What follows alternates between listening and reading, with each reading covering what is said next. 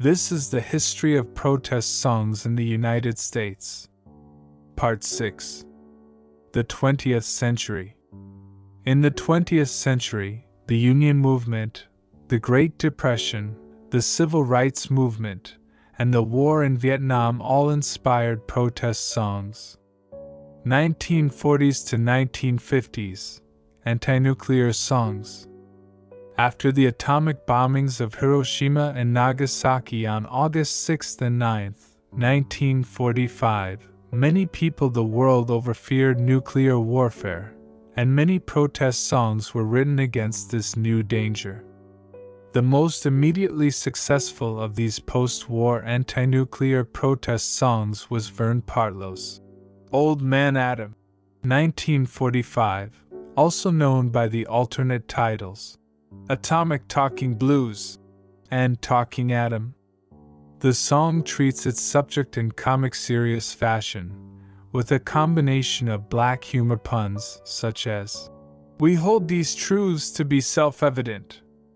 All men may be cremated equal," or, "I don't mean the atom that Mother Eve made it. I mean that thing that science liberated," on serious statements on the choices to be made in the nuclear age. The people of the world must pick out a thesis. Peace in the world, or the world in pieces. Folk singer Sam Hinton recorded Old Man Adam in 1950 for ABC Eagle, a small California independent label. Influential New York disc jockey Martin Block played Hinton's record on his Make-Believe Ballroom.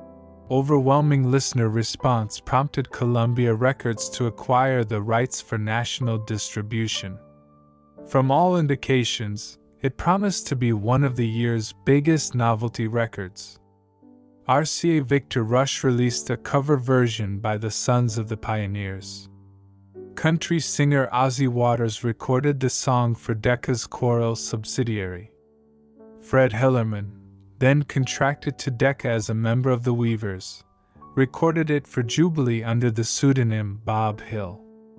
Bing Crosby was reportedly ready to record Old Man Adam for Decca when a right-wing committee, headed by Bronx, New York, Rabbi Benjamin Schultz and closely associated with the publication's Red Channels and Counterattack, began attacking Columbia and RCA Victor for releasing a song that Schultz alleged reflected communist ideology.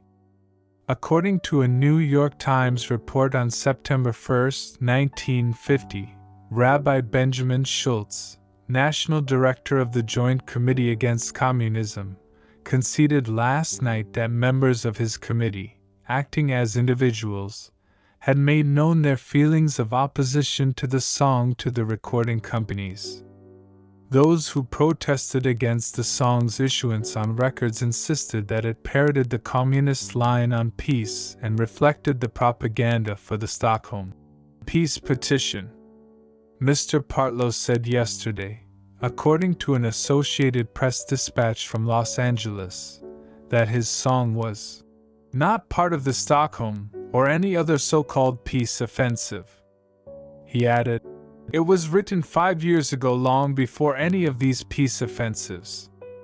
Buckling under, both Columbia and RCA Victor withdrew Old Man Adam from distribution. Henceforth, mainstream pop music would avoid songs that mentioned potentially controversial topics until the folk revival of the 1960s. Other anti-nuclear protest songs of the immediate post-war period had included Adam and Evil, 1946, by the Golden Gate Quartet. If Adam and Evil should ever be wed, Lord, then darn if all of us are going to be dead. And Atomic Sermon, 1953, by Billy Hughes and his Rhythm Buckaroos.